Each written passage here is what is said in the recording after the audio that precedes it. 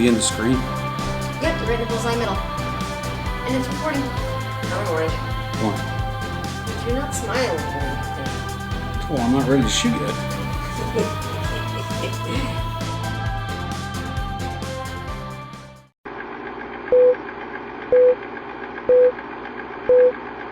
Greetings everyone, FG back again. I have something new here to show you, and hopefully this will be something that you will be interested in, and well, not maybe just go, oh, yawn, that was pretty boring.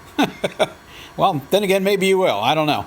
There's no way for me to know what's going to catch people's attention, so hopefully, maybe you'll come along for this ride as well. This is a 3D printer, as you can probably see already.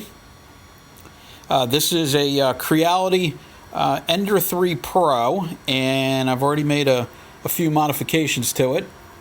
The long-suffering director, never to be seen, gave me this as a Christmas present, and I decided, since it was such a nice present, that I needed to do something with it. And for a couple of weeks, I just kind of sat there and went, I don't know what to do with this. I've got a 3D printer, and I've got no ideas. Well, finally broke that logjam, thankfully, partially just through things that I thought of and through a lot that I actually found on the internet. So let me run down a few things here quick for you all that maybe have never seen one of these before, and then I'll tell you what I've got cooking. So this piece right here, if you follow this cable here, you'll see that it's got all these links on top of it, right? Well, they did not provide that. These cables were just out like this, loose. They were just wild. And someone over in Germany got the really neat idea by looking at industrial machinery, which often has either wires or hydraulic lines, or sometimes both, passing through a rigid kind of a framework like this, which keeps things from getting damaged and keeps them aligned. And so he posted these for free up on the internet, and I will provide links for all of these things in the description if you're actually interested in seeing these. And so the 3D printer made these parts basically for itself. So if you're kind of thinking Cyberdyne Systems Model 101 here, you know, robots building robots, yeah, it's a little creepy in a way. if you're one of those conspiracy types who thinks that someday we may end up there. I don't really know what I think about that, but anyway, let me continue with the video as such. So like I said, these are parts that actually looked like this when they started out. These little links, and here's two of them joined together, and here's those same links popped apart. So basically, you have an up and a down. They're exactly the same. You just flip them. So one goes up and one goes down, and they have little teeth here that just engage, which holds them together and also acts as a very rudimentary axle. Now, if this was some kind of a high-performance machine or needed something that was very fast, obviously you would need better precision on the creation and probably some kind of lubrication on them.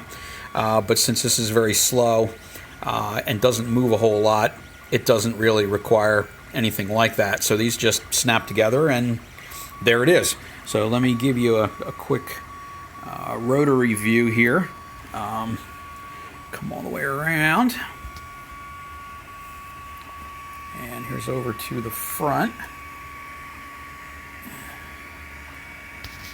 Okay, and let me see if I can move upwards here and give you a view. Yeah, so you can see the actual extruder head is running back and forth right now, and I've got a project started, and this is something that I found on the internet as well. As I'd mentioned, I'm going to post all the links for these, and so this guy is actually, when it's all done, and it's 4 separate print sequences, including one that's going to take, according to the software, over a day. It's actually going to create a very large-scale model of the Falcon 9 rocket that SpaceX has constructed. And if you look at what's going on right here, yes, it is upside down. but it's actually creating a plate that says SpaceX. Now, it looks like there are a few wild hairs here that I'm going to have to clean up. That's one thing that does happen. You get some filamentation, which is basically just stuff that ended up where it really wasn't supposed to be. But that's the nature of the beast, and it's really wild to watch this. I can sit here for 5 or 10 minutes. It's kind of mesmerizing watching it do its thing, and you really scratch your head trying to figure out how it's deciding what it's going to do next. You can see here it's jumping around, and now it's doing infill, all kinds of neat things like that. It's the programming is astounding, and it just blows my mind that something like this can be purchased by anybody with $300 US or less. Actually, the street price seems to be right between $199 and $219.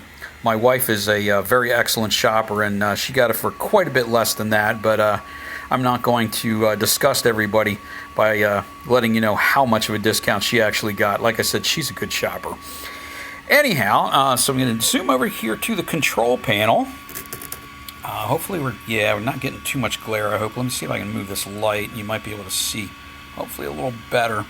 Okay, so this is plastic filament. This is PLA.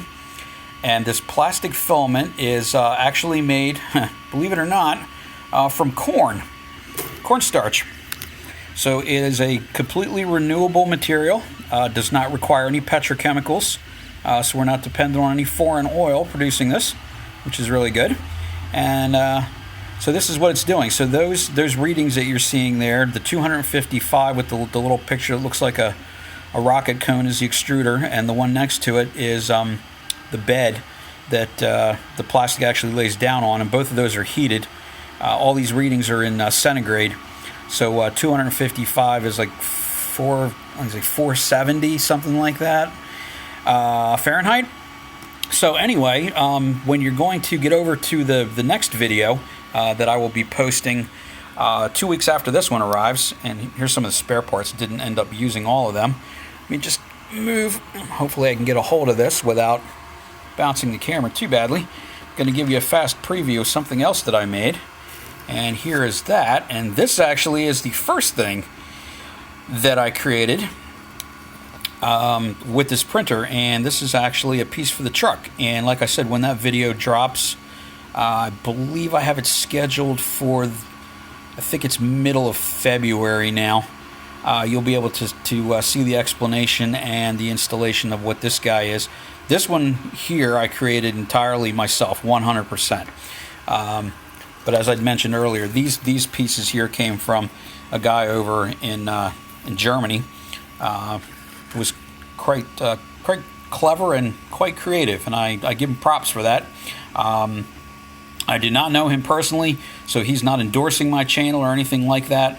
I'm simply mentioning this for the interest that if you do buy one of these printers and you want to dress it up a little bit, there are tons of videos out there on all kinds of accessories. Most of them you make yourself using the printer, like I said, to make parts for the printer, which is, like I mentioned also, kind of a little weird. But anyway, and I have red, green, blue, and what's supposed to be almost a close to a chromium type of appearance material, all other PLA rolls on order right now.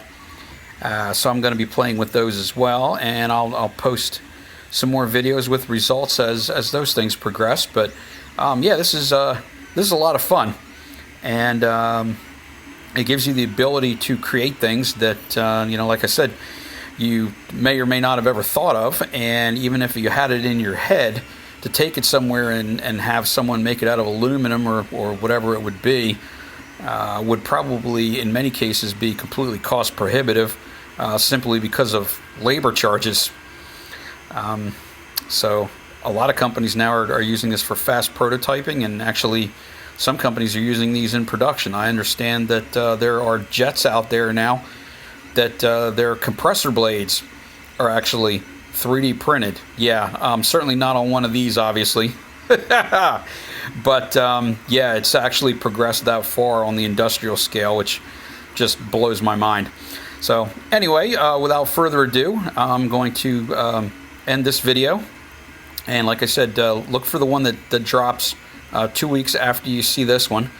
And that's going to detail some more parts that I've created. And I'm going to include some other things probably that will be coming along in the future. So hopefully, not only will you be along for the ride with all of the truck mods as such, but hopefully you'll be along for the ride on seeing how all of this is going to work out as well. And hopefully it does work out well.